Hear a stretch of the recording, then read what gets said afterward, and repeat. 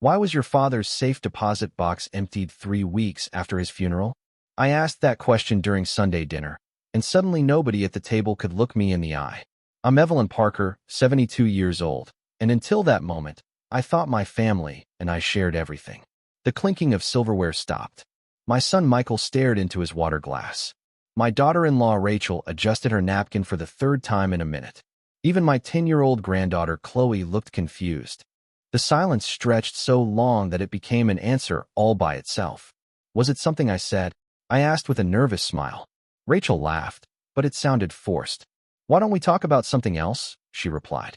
That was when I knew something was wrong. Then Chloe spoke up. Dad said Grandma would never find out anyway. Rachel nearly dropped her fork. Michael immediately told Chloe to finish her dinner, but the damage was done. I didn't argue. I didn't accuse anyone. I simply finished my meal and drove home. That night, I sat in my kitchen with a cup of coffee that went cold in my hands. 3 years earlier, I had buried my husband. I remembered Rachel asking strange questions after the funeral. Questions about keys, documents, storage boxes. At the time, I thought she was trying to help. The next morning, I drove 20 miles to see Samuel Reed, the attorney who had worked with my husband for decades. I asked him the same question nobody wanted to answer. What was inside the safe deposit box? Samuel looked at me for a long moment before opening a file cabinet. He pulled out a folder and slowly placed it on his desk. Inside were copies of letters I had never seen.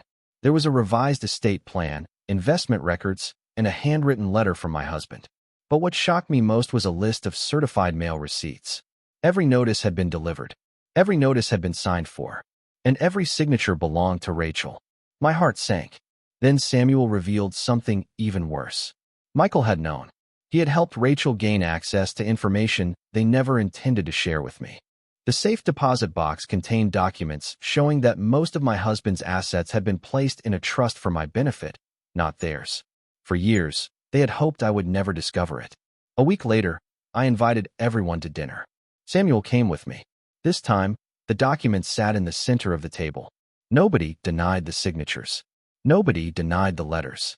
The truth was finally too heavy to hide. Rachel cried. Michael apologized.